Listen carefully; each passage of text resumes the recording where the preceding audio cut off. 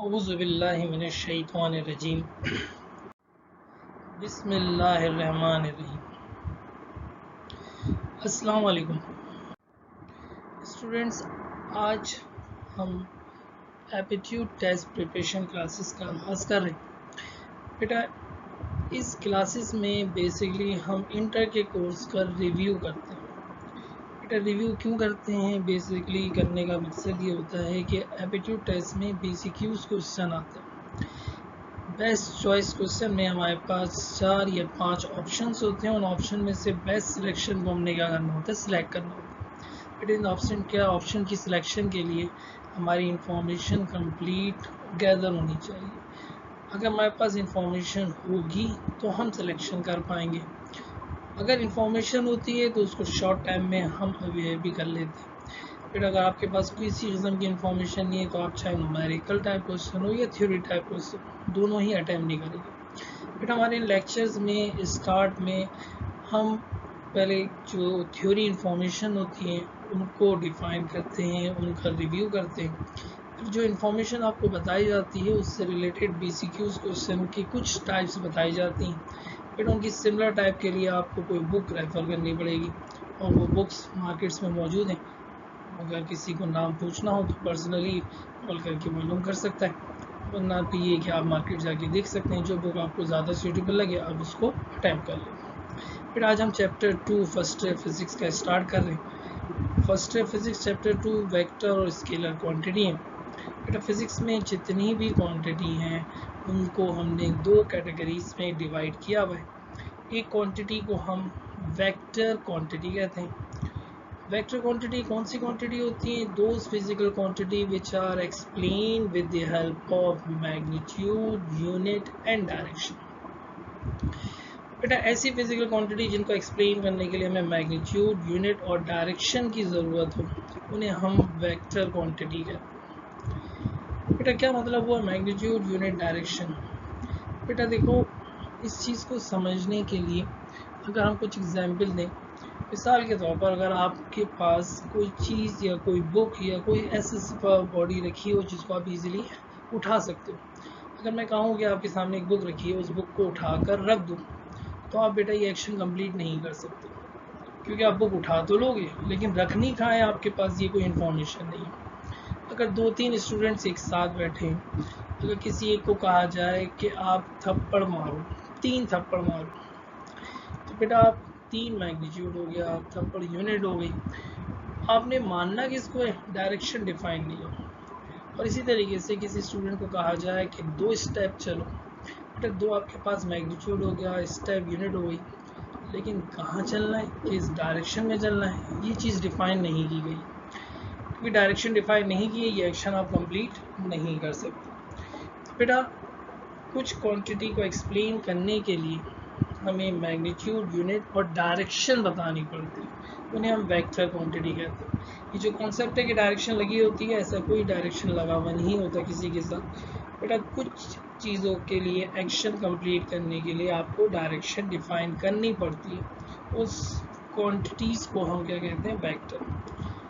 वरना दूसरी जो क्वांटिटीज़ होती हैं स्केलर क्वांटिटी, उनको एक्सप्लेन करने के लिए मैग्नीट्यूड और यूनिट की ज़रूरत होती है।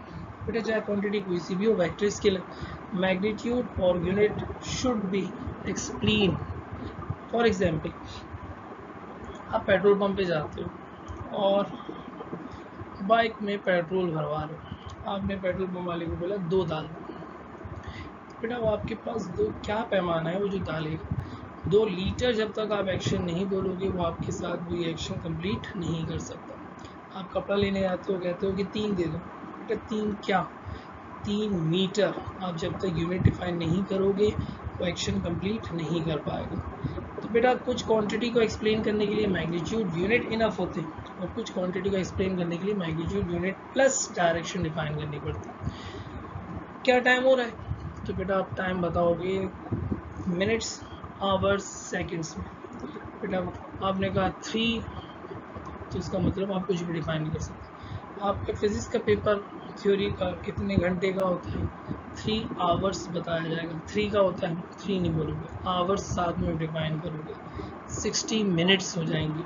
तो बेटा क्वांटिटी को एक्सप्लेन करने के लिए मैग्नीट्यूड यूनिट्स को डिफाइन करना लाजमी होता है। अगर डायरेक्शन भी ज़रूरत पड़ जाए तो उसको हम वेक्टर क्वांटिटी कहते हैं। बेटा वेक्टर की एडिशन, सब्ट्रैक्शन, मल्टीप्लिकेशन में डायरेक्शन को कंसीडर करना पड़ता है, जबकि स्केलर की सिर्फ एडिशन, मल्टीप्लिकेशन, सब्ट्रैक्शन ये सब चीज़ें सिंपल मैथमेटिक रूल्स को फॉलो करती हैं। तो बेटा वेक्टर स्केलर की डेफिनेशन की हद तक हमारे पास इंफॉर्मेशन है, लेकिन अब आगे जो भी बात करेंगे हम वेक्टर से रिलेटेड बात करेंगे। बेटा किसी भी वेक्टर को रिप्रेजेंट करने के कितने मेथड होते हैं? There are two method of representation of vector. Number 1 graphical method. बेटा ग्राफिकल मेथड वो मेथड होता है जिसमें हम वेक्टर को डायग्राम की मदद से डिफाइन करते हैं।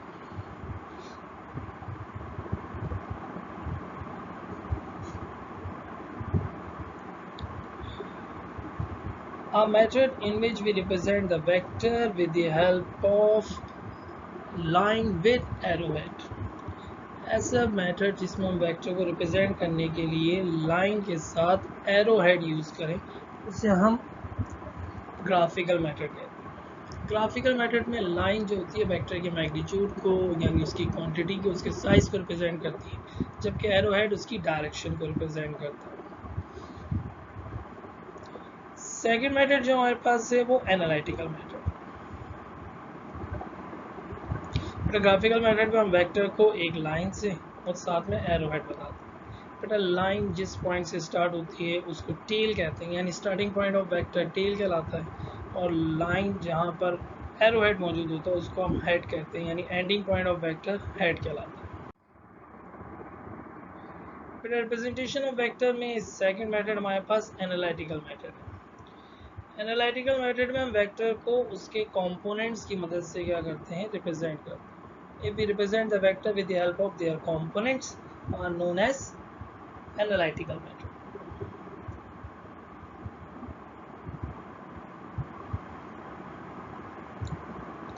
बेटा अगर हम किसी वेक्टर को कंपोनेंट्स की मदद से रिप्रेजेंट कर रहे हैं तो ax x कंपोनेंट को, ay y कंपोनेंट को और az z कंपोनेंट को रिप्रेजेंट कर रहे हैं।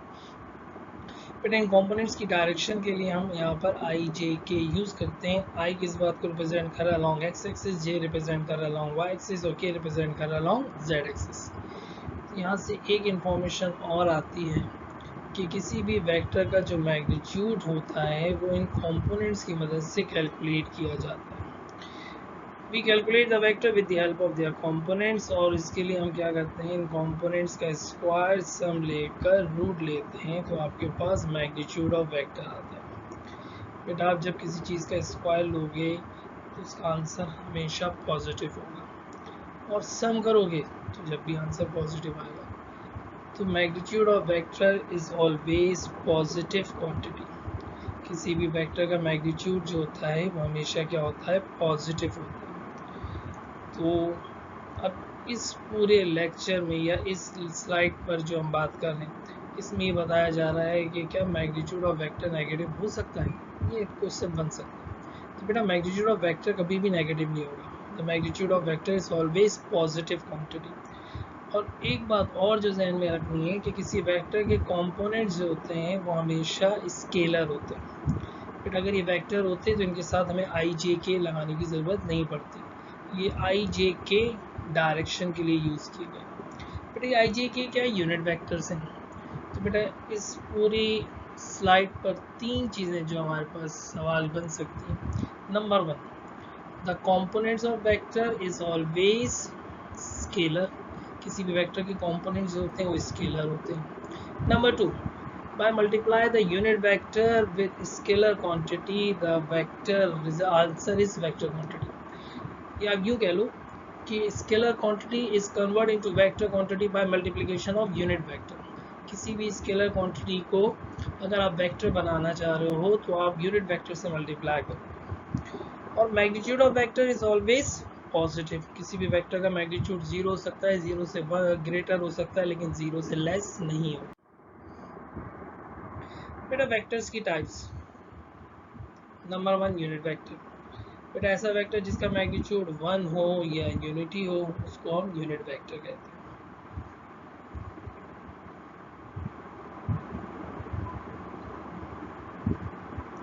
यूनिट वेक्टर को रिप्रेजेंट किया जाता है कैप की मदद से और स्मॉल अल्फ़ाबेट यूज़ करते हैं उसकी रिप्रेजेंटेशन के लिए। किसी भी वेक्टर का यूनिट वेक्टर कैसे कैलकुलेट कर सकते हैं? How we calculate the unit vector?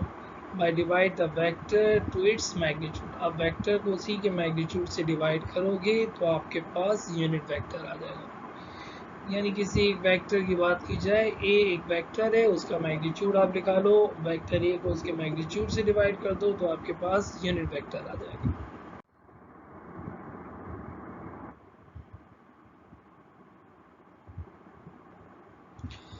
फिर null vector, a vector which magnitude equal to 0 is known as null vector। ऐसा वेक्टर जिसका मैग्नीट्यूड 0 होगा उसको हम क्या कहते हैं? नल वेक्टर कहते हैं।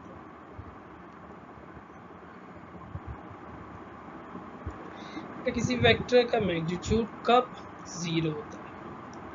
देखो मैग्नीट्यूड का फॉर्मूला जो था उसमें हम कंपोनेंट्स का स्क्वायर करके ऐड करके रूट लेते थे। अगर मैं चाह रहा हूँ कि मैग्नीट्यूड 0 आए तो सिर्फ एक ही कंडीशन है, if magnitude of vector is 0 then the all components of the vector should be equal to 0।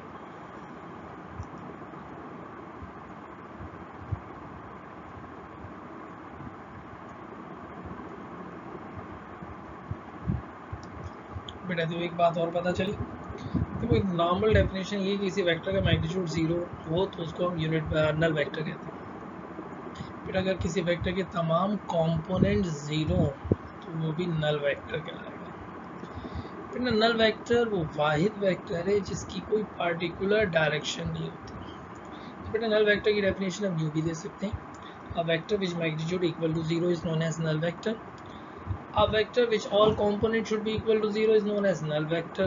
A vector which has no particular direction, which is used in any direction, is known as null vector. तीसरी type जो है vector की वो हमारे पास है equal vector.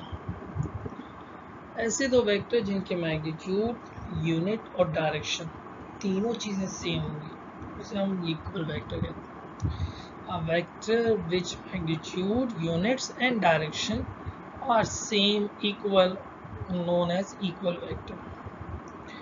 But अगर हम graphically represent करें, फर्ज करो ये ग्रीन कलर की लाइन वेक्टर ए को रिप्रेजेंट कर रही है और ब्लू कलर की दूसरी लाइन भी वेक्टर बी को रिप्रेजेंट कर रही है। बेटा ये दोनों लाइंस की डायरेक्शन सेम है, ये दोनों लाइन एक ही ग्राफ में मौजूद है जिसका मतलब यूनिट भी सेम होगी। इन दोनों लाइन की लेंथ भी सेम है, इसका मतलब मैग्नीट्यूड भी सेम है, तो ये दोनों वेक्टर एक दूसरे के इक्वल वेक्टर कहलाएंगे। बेटा इक्वल वेक्टर के दरमियान एंगल क्या होना चाहिए? What is the angle between equal vectors?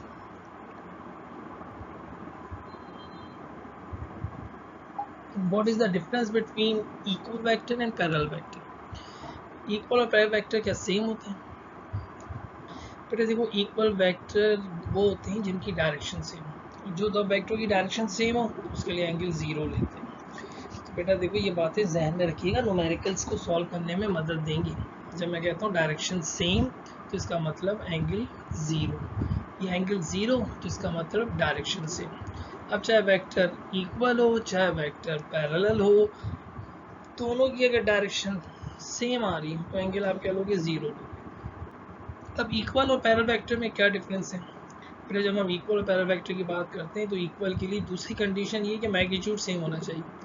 बेटा पैरेलल वेक्टर वो होते हैं जिनकी सिर्फ डायरेक्शन सेम हो, मैग्नीट्यूड सेम हो ना हो इससे कोई फर्क नहीं पड़ता। ऐसे दो वेक्टर जिनके मैग्नीट्यूड डिफरेंट हो, उनकी डायरेक्शन सेम हो, वो पैरेलल कहलाएंगे। लेकिन ऐसे दो वेक्टर जिनके मैग्नीट्यूड सेम ना हो लेकिन डायरेक्शन सेम हो, वो इक्वल वेक्टर नहीं कहलाएंगे। इक्वल वेक्टर के लिए मैग्नीट्यूड भी सेम होनी चाहिए और डायरेक्शन भी सेम होनी चाहिए। नेक्स्ट टाइप जो हमारे पास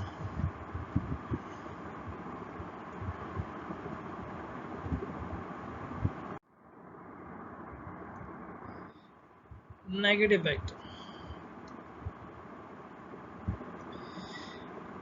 to vectors which are equal in magnitude, दो वेक्टर जिनकी मैग्नीट्यूड तो same but they are opposite in direction, लेकिन इनकी डायरेक्शन कैसी होनी चाहिए? ऑपोजिट होनी चाहिए। ये दोनों वेक्टर्स नेगेटिव वेक्टर्स कहलाएंगे।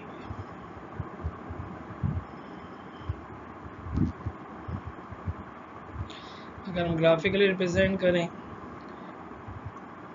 बेटा ब्लू कलर ग्रीन कलर की लाइन वेक्टर ए है और रेड कलर की लाइन वेक्टर बी है, तो बेटा इन दोनों लाइन की लेंथ सेम है और दोनों एक ही ग्राफ में, तो इसका मतलब मैग्नीट्यूड और यूनिट तो सेम होगा, लेकिन एक की डायरेक्शन टुवर्ड्स राइट साइड है, दूसरे की डायरेक्शन टुवर्ड्स लेफ्ट साइड है। तो बेटा आप वेक्टर ए और वेक्टर बी को जब इक्वेट करोगे तो a is equal to minus B लिखा जाएगा। बेटा माइनस साइन इनकी ऑपोजिट डायरेक्शन की वजह से आता है।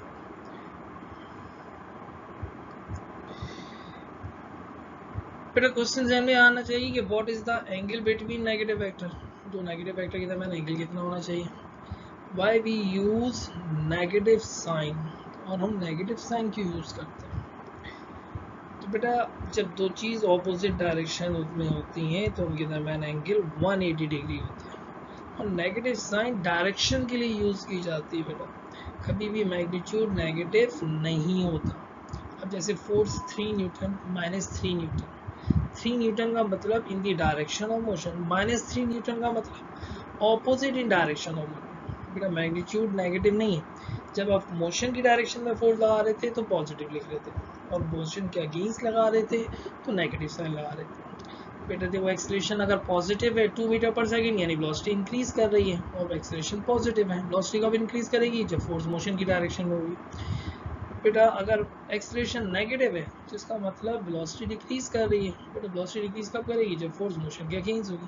तो बेटा ये नेगेटिव साइन मैग्नीट्यूड के लिए नहीं होता, ये नेगेटिव साइन डायरेक्शन के लिए होता है। मैग्नीट्यूड ऑलवेज पॉजिटिव क्वांटिटी, इसलिए जितनी भी स्केलर क्वांटिटी होती है उनके साथ कभी भी नेगेटिव साइन नहीं लगाते। जैसे हमने चैप्टर 3 में एक न्यूमेरिकल किया था जिसमें टाइम नेगेटिव ले आता है और पॉजिटिव ले आता है, हम नेगेटिव साइन वाला टाइम यूज नहीं करते। क्यों? क्योंकि टाइम इज ऑलवेज पॉजिटिव, क्योंकि टाइम स्केलर क्वांटिटी और मैग्नीट्यूड कभी भी नेगेटिव नहीं होता। नेक्स्ट टाइप जो हमारे पास है वेक्टर की, वो फ्री वेक्टर। बेटा a vector which displace parallel to itself, ऐसा वेक्टर जिसको उसी के पैरेलल अगर हम डिस्प्लेस करें without change its magnitude unit and direction, ना तो उसका मैग्नीट्यूड चेंज हो, ना ही यूनिट चेंज हो, और ना ही डायरेक्शन, ऐसे वेक्टर को हम नया फ्री वेक्टर कहते हैं। बेटा इसको आप इस तरह समझ सकते हो कि मिसाल के तौर पर आपके कमरे की लेंथ किसी भी डायरेक्शन से मेजर की जाए, या आप जिस रूम में मौजूद हो उसकी हाइट किसी भी कॉर्नर से मेजर की जाए, बेटा हाइट सेम आएगी। क्यों? क्योंकि बेटा वो आपस में फ्री वेक्टर से। एक गाड़ी में जो बैठे हुए शख्स हैं, अब चाहे वो ड्राइवर हो, ड्राइवर के बराबर बैठा हुआ शख्स हो, ड्राइवर के पीछे बैठा हुआ शख्स, सबकी वेलोसिटी सेम होगी और वही होगी जो कार की वेलोसिटी। तो बेटा आप चाहे वेक्टर ड्राइवर से ड्रॉ करो या पीछे बैठे हुए शख्स से ड्रॉ करो, दोनों सूरतों में उसका मैग्नीट्यूड और डायरेक्शन क्या आ रही होगी, सेम आ रही होगी। अगर मैं यहाँ पे ग्राफिकली रिप्रेजेंट करूँ, ये वेक्टर ए हो गया। बेटा वेक्टर ए को हमने ग्रीन कलर की लाइन से रिप्रेजेंट किया। ये वेक्टर ए अपने ही पैरेलल रिप्लेस मूव कर रहा है, ना तो उसका मैग्नीट्यूड चेंज हो रहा है ना ही direction.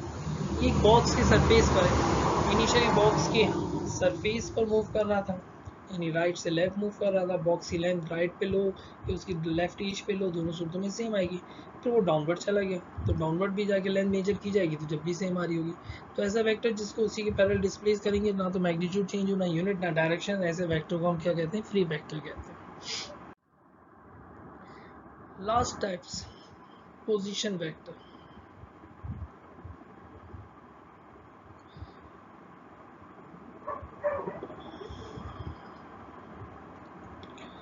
A vector which start from fixed point, बेटे फिक्स पॉइंट अमूमन ओरिजिन यूज किया जाता है।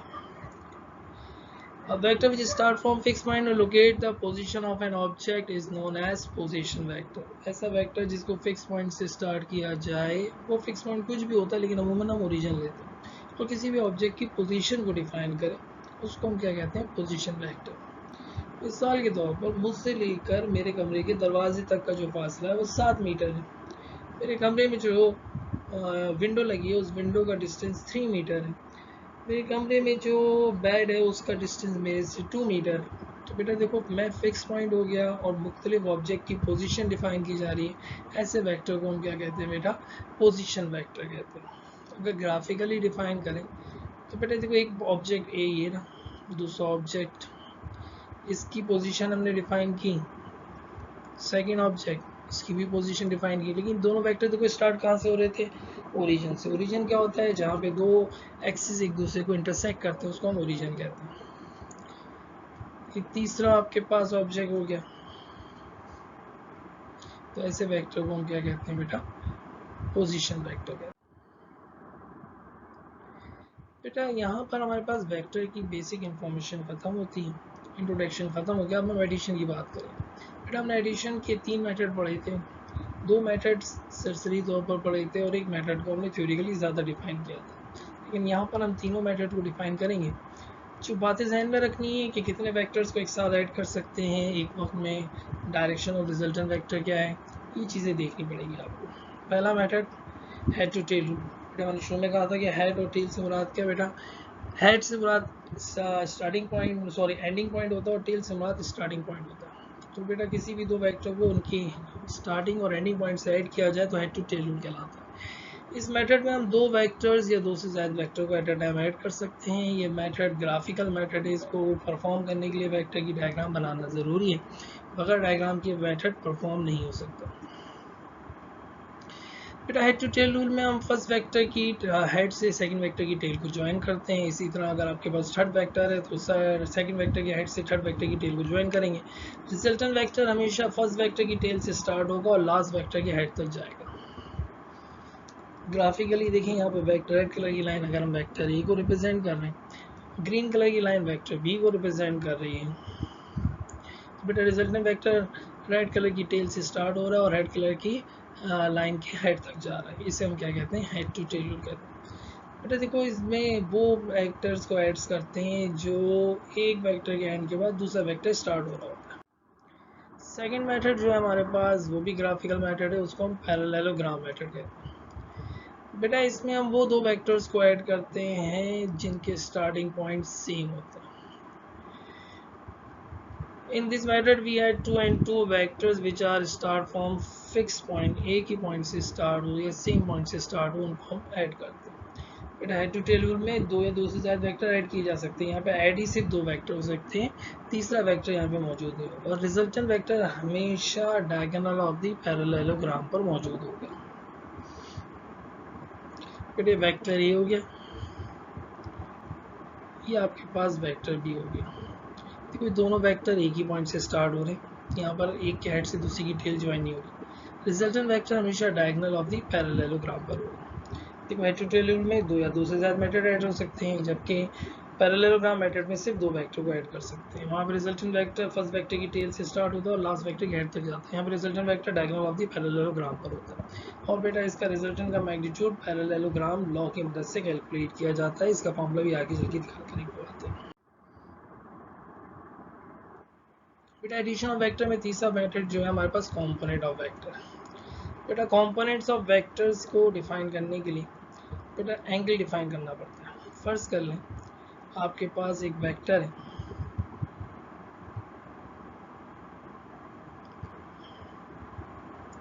बेटा ये वेक्टर एक्स एक्सिस से एंगल बना रहा है। ये ग्रीन कलर की लाइन वेक्टर के एक्स एक्सिस को वेक्टर को रिप्रेजेंट करिए। तो बेटा इसके 2 कंपोनेंट, एक एक्स कंपोनेंट है दूसरा वाई कंपोनेंट। रेड कलर का कंपोनेंट एक्स कंपोनेंट है और ब्लू कलर का कंपोनेंट वाई कंपोनेंट है। तो बेटा जब एंगल एक्स के साथ होगा तो a x a cos theta a y a sine theta और magnitude of vector a x square plus a y square और direction of vector tangent inverse a y upon a x होती है। लेकिन अगर वेक्टर वाई एक्सिस के साथ angle बना रहा है बेटा,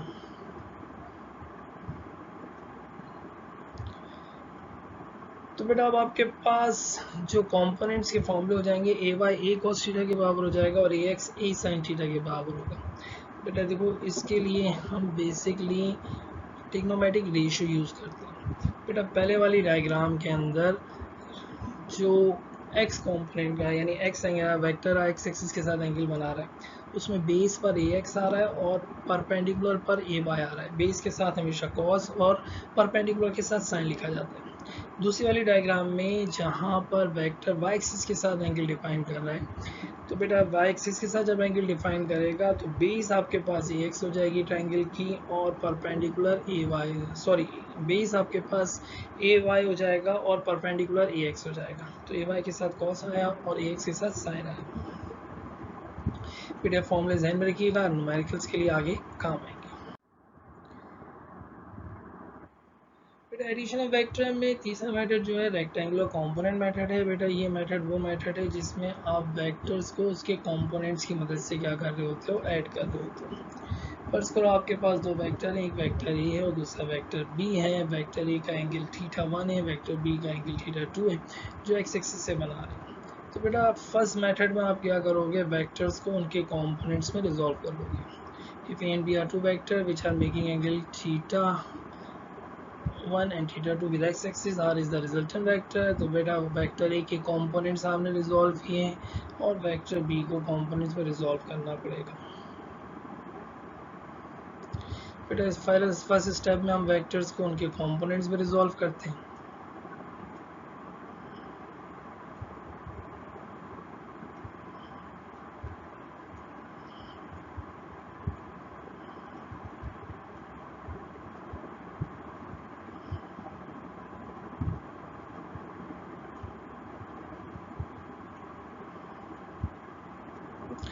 बेटा अगर हम हॉरिजॉन्टल कंपोनेंट को ऐड करेंगे तो रिजल्टेंट वेक्टर का हॉरिजॉन्टल कंपोनेंट आ जाएगा।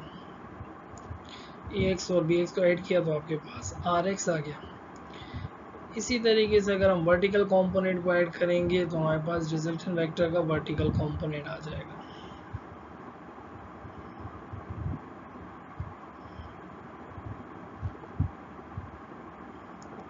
बेटा ए वाई और बी वाई को ऐड किया तो आपके पास आर वाई आ गया। अगर आपने रिजल्टेंट वेक्टर का मैग्नीट्यूड निकालना है यानी आर की वैल्यू निकालनी है तो अभी पीछे फॉर्मूला बताया था कि एक्स एक्सिस से जब एंगल बना रहा होता है तो फॉर्मूला क्या लेते हैं, R is equal to under root R X square plus R Y square हो जाएगा। और डायरेक्शन के लिए हम फॉर्मूला क्या लेंगे, tangent inverse R Y upon R X हो जाएगा। अगर ये वेक्टर वाई एक्सिस के साथ एंगल बनाते तो मैग्नीट्यूड का फॉर्मूला तो वही रहता, लेकिन डायरेक्शन के लिए फॉर्मूला क्या हो जाता है, tangent inverse R X upon R Y के। ठीक है बेटा, यहाँ पर हमारे पास एडिशन का टॉपिक क्या होता है, कंप्लीट होता है। इन सारी इन्फॉर्मेशन से रिलेटेड कुछ न्यूमेरिकल्स या कुछ बीसीक्यूज या एमसीक्यूज हम आपको यहाँ पे डिफाइन कर रहे हैं।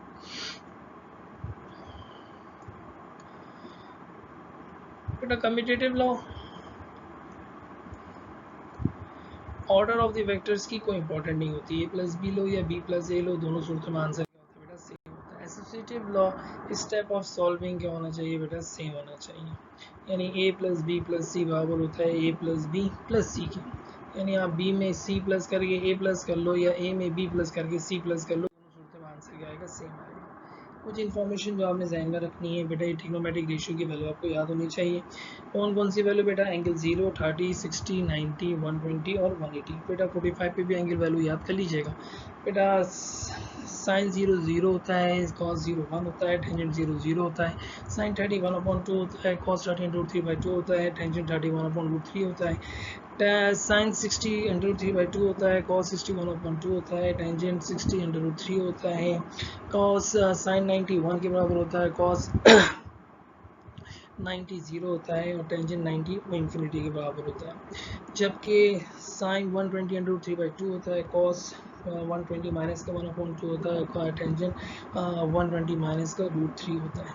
बेटा साइन 180 0 होता है, कॉस 180 माइनस 1 होता है और टेंजेंट 180 0 ही आता है।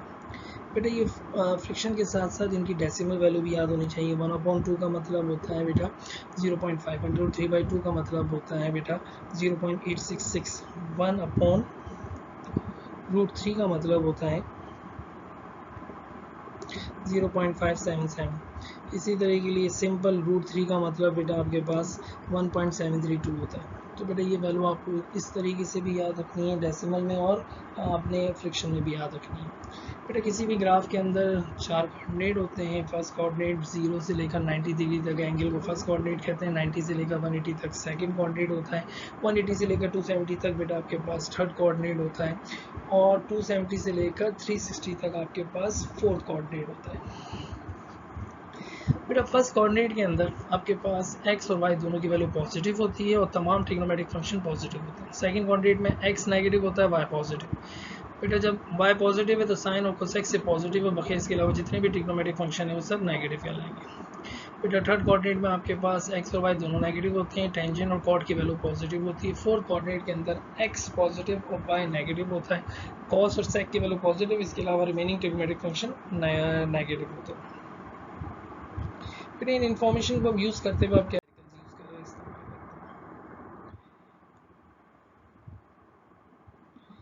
बेटा आपके पास पहला question, calculate the resultant force by two forces of equal magnitude F. दो फोर्सेस हैं जिनके मैग्नीट्यूड क्या बेटा सेम है, F acting on a same point, दोनों एक ही पॉइंट पर मौजूद हैं।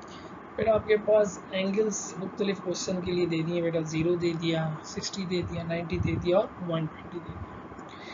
बेटा आपने इस सवाल को सॉल्व कैसे करना है, तो इस सवाल की वर्डिंग भी देखो, two forces of equal magnitude acting on a same point, यानी ये दोनों वेक्टर एक ही पॉइंट पर मौजूद हैं। इसका मतलब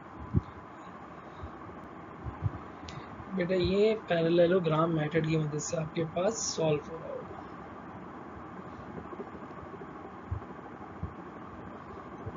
बेटा पैरेललोग्राम मेथड में रिजल्टेंट वेक्टर की वैल्यू क्या होती है, अंडर रूट ए square plus B square plus 2ab cos theta, इसे हम कोसाइन लॉ भी कहते हैं, पैरेललोग्राम लॉ कहते हैं। बेटा कोसाइन लॉ मैथ के अंदर देखो किताब में माइनस होता है, और जब हम यहाँ पे पैरेललोग्राम लॉ में ले रहे हैं तो बीच में यहाँ पर ए स्क्वायर प्लस बी स्क्वायर के बाद प्लस का साइन आ रहा है।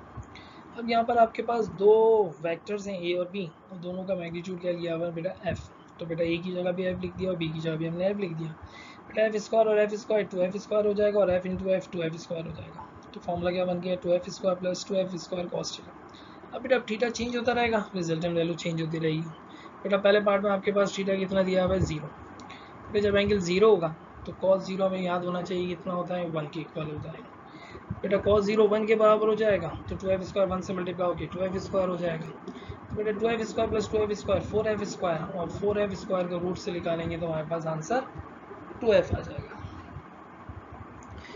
दूसरे वाले पार्ट में हमारे पास एंगल 60 डिग्री है। बेटा अब देखो एंगल थीटा कॉस 60 यूज़ करोगे, अब देखो मैंने कहा था वैल्यू आपको याद होनी चाहिए, कॉस 60 1/2 के इक्वल होता है, और 1/2 मीन्स का मतलब क्या हो जाएगा बेटा 0.5। बेटा 2 से 2 कैंसिल हो जाएगा, तो 2f square plus F square हो जाएगा, और 2f square plus F square 3f square हो जाएगा, रूट से निकालोगे तो बेटा रूट में 3 रह जाएगा और f बाहर आ जाएगा, तो बेटा आंसर रिजल्टेंट कितना हो गया √3f। तीसरे पार्ट में एंगल आपके पास 90 डिग्री है, कॉस 90 की बात करेंगे तो हमारे पास आपके पास वैल्यू 0 होती है, और 0 से जो भी चीज़ मल्टीप्लाई होगी 0 हो जाएगी, तो बेटा रिमेन्स क्या बचा 2f स्क्वायर को रूट से लिखा लोगे तो रिजल्टेंट आपके पास √2f आ गया। चौथे पार्ट में आपके पास एंगल आया 120 डिग्री है। बेटा जब मैं एंगल 120 पुट करूंगा तो कॉस 120 माइनस का 1/2 होता है, बेटा माइनस 1/2 प्लस 2f स्क्वायर से मल्टीप्लाई होगा तो माइनस का एफ स्क्वायर रह जाएगा, 2f स्क्वायर में से एफ स्क्वायर माइनस करेंगे तो सिंपल एफ स्क्वायर, और एफ स्क्वायर को रूट से निकालेंगे तो रिजल्टेंट एफ आ गया। आपके पास पांचवें पार्ट में एंगल 180 डिग्री है, कॉस 180 आपके पास -1 के इक्वल होता है, -1 को 2f स्क्वायर से मल्टीप्लाई करेंगे तो माइनस का 2f स्क्वायर आ जाएगा, 2f स्क्वायर में से 2f स्क्वायर माइनस किया तो आंसर आपके पास 0, और 0 का रूट 0 ही होता है। फिर इन न्यूमेरिकल्स को सॉल्व करने के बाद हमारे पास एक रिजल्ट आया, अगर दो फोर्सेस जिनके मैग्नीट्यूड सेम, अब वो मैग्नीट्यूड कुछ भी दे सकता है, जैसे सवाल में एफ दिया हुआ था, एफ के बजाय पी दे दें, पी के बजाय 6 कह दें, यानी जो भी वैल्यू होगी, और acting on a same point, और एक ही पॉइंट पर मौजूद होंगी, तो बेटा ये एंगल और चार्ट आपको याद रखना पड़ेगा। बेटा अगर एंगल 0 होगा तो आंसर 2f आएगा, यानी अगर p होगा तो 2p कह देंगे, 6 होगा तो 2 6 12 हो जाएगा, और ये आंसर मैक्सिमम कहलाएगा, यानी जब दो वेक्टर सेम डायरेक्शन में होते हैं तो उनका रिजल्टेंट मैक्सिमम होता है। बेटा f प्लस एफ 2f, यानी सिंपल ऐड किया जाता है। एंगल 60 होगा तो आंसर √3f आ जाएगा, यानी जो भी वैल्यू गिवन होगी उसको √3 से मल्टीप्लाई कर दीजिएगा। 90 होगा तो आंसर √2f आ जाएगा, और इसी तरह 120 पर आंसर f आएगा। तो बेटा ये वाहिद कंडीशन है जिस पे ऐड करने वाले वेक्टर का मैग्नीट्यूड और रिजल्टेंट का मैग्नीट्यूड सेम हो जाता है। यानी कहता है कि दो वेक्टर जिनके मैग्नीट्यूड सेम है और उनको ऐड करने पे आंसर भी सेम आ रहा है तो एंगल क्या होगा, तो इसका आंसर 120 होगा। बट दो वेक्टर को ऐड कर रहे हैं और आंसर मैक्सिमम आ रहा है, इसका मतलब सेम डायरेक्शन में एंगल 0 होगा। बेटा कह रहा है अगर 3 न्यूटन फोर्स है और 4 न्यूटन फोर्स है और आंसर 7 आ रहा है, बेटा 3 और 2 का मैक्सिमम 7 प्लस 3 और 4 प्लस करेंगे तो मैक्सिमम आंसर 7 आएगा। तो एंगल सेम डायरेक्शन की बात की जा रही है, यानी 0 लिया जाएगा। और अगर ऑपोजिट डायरेक्शन में होता है तो एंगल 180 डिग्री जब आप लोगे तो आंसर मिनिमम आता है। देखो ऑपोजिट डायरेक्शन में माइनस कर रहे हैं, अपने 7 माइनस किया तो क्या आंसर आ गया 0। यानी अगर एक वेक्टर 3 था और दूसरा वेक्टर 4 था तो 4 में से 3 माइनस करोगे तो आंसर क्या आ जाएगा 1। तो बेटा मिनिमम आंसर 1 होगा। बेटा एक बात ध्यान में रखिएगा, किसी भी वेक्टर्स को जब सम करते हैं तो उसका आंसर उसके मैक्सिमम मिनिमम वैल्यू के बराबर होता है या उनके दरमियान होता है। ना तो मैक्सिमम से ज़्यादा हो सकता है और ना ही मिनिमम से कम हो सकता है। यानी 5 और 2 को अगर हम ऐड कर रहे हैं तो 5 और 2 का मैक्सिमम आंसर 7 होता है और 5 और 2 का मिनिमम आंसर 3 होता है। तो बेटा 5 और 2 दो वेक्टर्स हैं तो उनका रिजल्टेंट हमेशा 7 और 3 के दरमियान होगा। 3 से कम यानी 1 2 पॉसिबल नहीं है और 7 से ज़्यादा यानी 8 9 10 पॉसिबल नहीं है। Understand. Can represent the vector A into their components when the angle is 175 degree। बेटे जो आपको कोऑर्डिनेट समझाया था बेटा, बेसिकली ये सवाल उससे रिलेटेड है। 175 डिग्री कौन से कोऑर्डिनेट में आ रहा है? फर्स्ट में 90 तक होता है, सेकंड में 180 हाँ मौजूद है। तो इसका मतलब ये वेक्टर जो है सेकंड कोऑर्डिनेट में। बेटा हमने कहा था कि सेकंड कोऑर्डिनेट के अंदर x नेगेटिव होता है और y क्या होता है पॉजिटिव।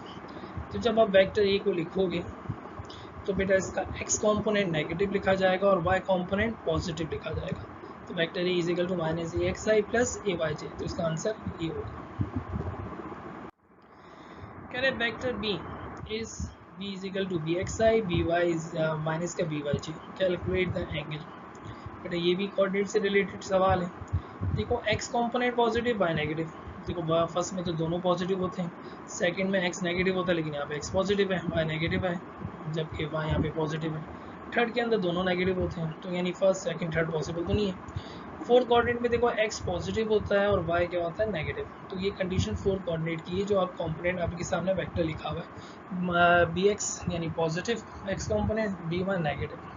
तो इसका मतलब वेक्टर फोर्थ कोऑर्डिनेट में और फोर्थ कोऑर्डिनेट में एंगल 271 से लेकर 360 तक होते हैं। तो बेटा इसके एंगल की रेंज आपके पास क्या हो जाएगी 270 से 360 के दरमियान।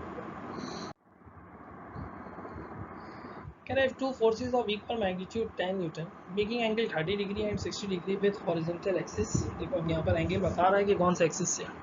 Calculate the horizontal component of resultant vector. बेटा ये सवाल जो होगा वो रेक्टेंगुलर कंपोनेंट से होगा। बेटा हमने कहा था कि जब वेक्टर एक्स एक्सिस के साथ एंगल बनाता है, चलो इसके ऑप्शन देख लेते हैं पहले। बेटा option number 1 8.66 Newton, option number 2 5 Newton, option number 3 13.66 Newton और ऑप्शन नंबर 4 3.66 न्यूटन। बेटा जब वेक्टर एक्स एक्सिस के साथ एंगल बनाता है तो उसका एक्स कंपोनेंट क्या होता है a x is equal to a cos theta. अब फर्ज करो यहाँ पे दो फोर्सेस हैं तो एक को हमने ए से रिप्रेजेंट कर दिया और दूसरे को हमने बी से रिप्रेजेंट कर दिया। तो ए एक्सिस के बाद हो जाएगा ए कॉस थीटा, बी एक्सिस के बाद हो जाएगा बी कॉस थीटा। सवाल के मुताबिक दोनों का मैग्नीट्यूड सेम है लेकिन एक एंगल 30 और दूसरे का एंगल 60 है। तो ए एक्स की वैल्यू किसके बाद हो जाएगी 10 cos 30 और बी एक्स की वैल्यू किसके बाद हो जाएगी 10 cos 60। बेटा देखो cos 30 की वैल्यू याद होनी चाहिए। वहाँ कहा था कि cos 30 1/2 सॉरी cos 30 √3/2 के इक्वल होता है जिसे 0.866 कहते हैं। तो बेटा 10 मल्टीप्लाई बाय 0.866 हो गया और cos 60 1/2 यानी 0.5 के इक्वल होता है। 10 मल्टीप्लाई बाय 0.5, 10 को 0.866 से मल्टीप्लाई करेंगे तो बेटा हमारे पास आंसर 8.66 न्यूटन आ जाएगा और 10 को 0.5 से मल्टीप्लाई करेंगे तो आंसर 5 न्यूटन आ जाएगा। इन दोनों को ऐड करो क्योंकि रिजल्टेंट वेक्टर का एक्स कॉम्पोनेंट आर एक्स इसके बाद आता है a x plus B x. तो बेटा आपके पास क्या आंसर आ जाएगा 8 + 5 13.66। तो बेटा इसका आंसर आपके पास क्या है 13.66 न्यूटन। बेटे देखिए मैं यहाँ पर कंप्लीट सॉल्व कर रहा हूँ लेकिन ये चीज़ें अब आपके जहन में हो रही होंगी। बेटे देखो आपके पास वैल्यू ऐसी दी जाएगी जो कैलकुलेटर के बगैर सॉल्व करना होगा। सिंपल देखो 38.66 होता है, 10 से मल्टीप्लाई करने पर पॉइंट को आगे शिफ्ट कर दो तो 0.866 का मतलब 8.66 हो गया। बेटा cos 60 0.5 होता है, 10 से मल्टीप्लाई करने का मतलब पॉइंट आगे शिफ्ट कर दो तो 5 पॉइंट हो गया।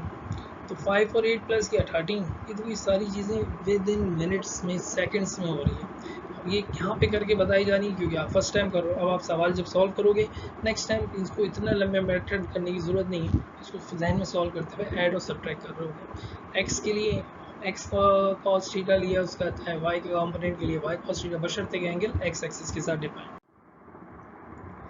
A person started motion from point A and moved towards north, traveling a distance 3 cm. After traveling a distance 4 cm towards east, how far it's from its initial point? बेटे देखो standard rule जो है, अच्छा इसमें option जो है हमारे पास 8 Newton, 7 Newton, 5 Newton और माइनस का 1 न्यूटन। बेटे स्टैंडर्ड रूल जो कॉपी में डायरेक्शन के डिफाइन करते हैं, ऊपर नॉर्थ होता है, नीचे साउथ, राइट साइड ईस्ट और ये वेस्ट।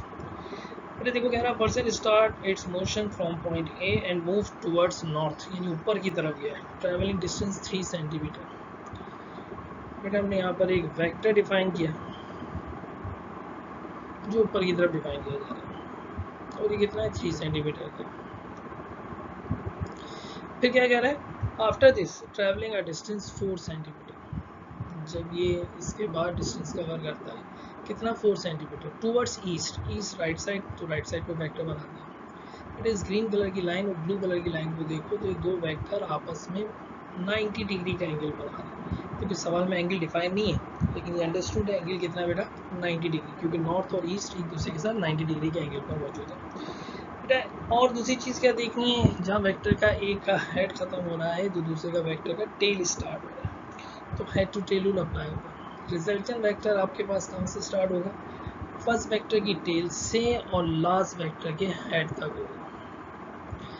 बेटा इन तीनों वेक्टर्स को देखो तो आपके पास कैसी शेप बन रही है, राइट एंगल ट्राइंगल बन रही है, जिसमें से एक लाइन बी से, दूसरी लाइन परपेंडिकुलर है और तीसरी लाइन आपके पास हाइपोटेन्यूज है।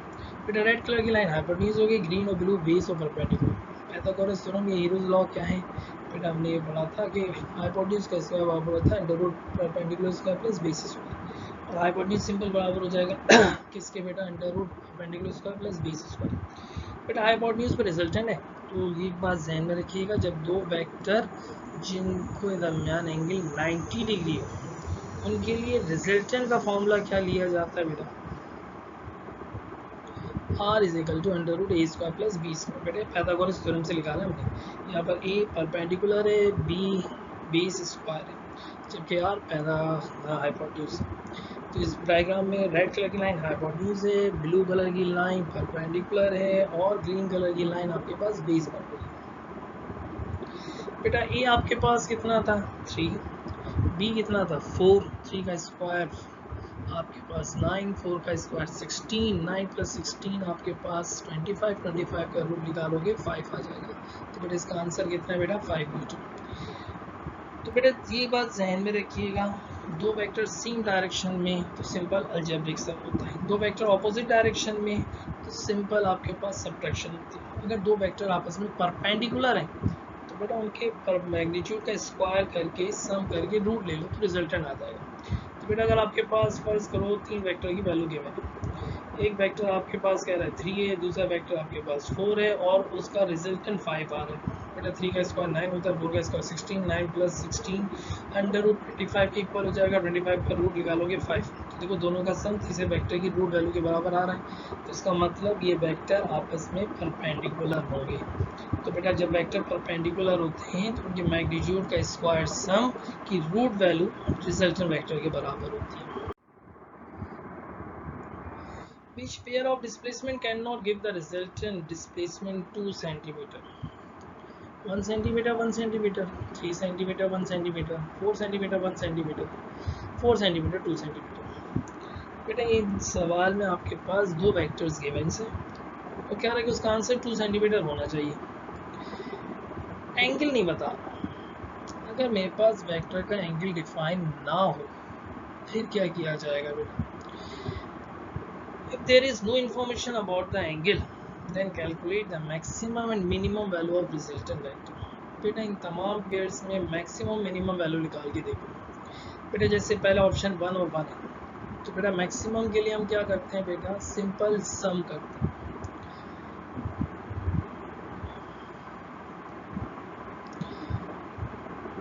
तो 1 + 1 2 centimetre, second option 3 + 1 4 centimetre, third option 4 + 1 आपके पास 4 सेंटीमीटर, सॉरी 5 सेंटीमीटर, और फोर्थ ऑप्शन 4 + 2 आपके पास 6 सेंटीमीटर। तो आपने क्या निकाल ली, मैक्सिमम वैल्यू निकाल ली। बेटा मिनिमम वैल्यू के लिए मैंने क्या बताया था, सब्ट्रैक्ट करेंगे। जब वेक्टर ऑपोजिट डायरेक्शन में होते हैं तो सब्ट्रैक्ट करते हैं, मिनिमम वैल्यू आती है। तो बेटा 1 - 1 0 आ जाएगा, 3 - 1 2 आ जाएगा, 4 - 1 3 आ जाएगा, 4 - 2 2 आ जाएगा। बेटा देखो पहला ऑप्शन की मैक्सिमम वैल्यू 2 है और 2 तो आ रहा है, तो इसका मतलब ये तो सिलेक्ट नहीं कर सकते। दूसरे ऑप्शन में मैक्सिमम वैल्यू 4 है और मिनिमम वैल्यू 2 है, तो इसका मतलब इसमें भी 2 आ रहा है, ये सिलेक्ट नहीं कर सकते।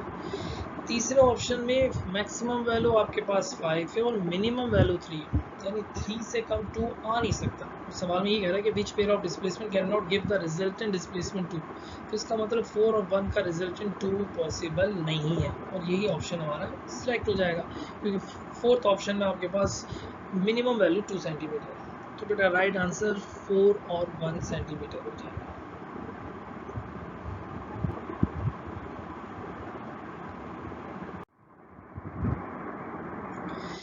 The last question, 6 kg and 8 kg forces acting on a body represented by single resultant force। बेटा अब इसमें एंगल फिर डिफाइन नहीं किया।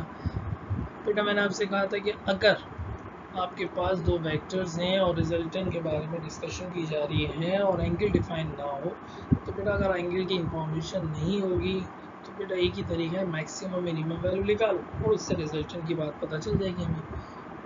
बेटा यहाँ पर मैक्सिमम वैल्यू निकालने के लिए हम क्या करेंगे, वेक्टर को ऐड करेंगे, और मिनिमम वैल्यू निकालने के लिए वेक्टर को सब्ट्रैक्ट करेंगे। तो बेटा दो वेक्टर हैं 6 और 8, तो 6 और 8 को ऐड करोगे तो आपके पास 14 kg आ जाएगा। और मिनिमम वैल्यू निकालने के लिए हम क्या करेंगे, वेक्टर को सब्ट्रैक्ट करेंगे, तो 8 में से 6 माइनस कर देंगे, बेटा आंसर 2 kg आ जाएगा।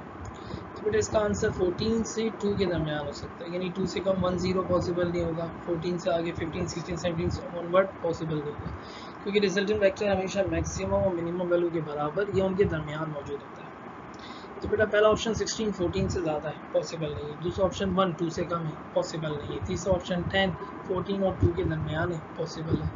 तीसरा ऑप्शन 48 जो 14 से ज़्यादा, ये भी पॉसिबल नहीं है। तो बेटा इसका आंसर कितना हो जाएगा, 10 kg हो जाएगा।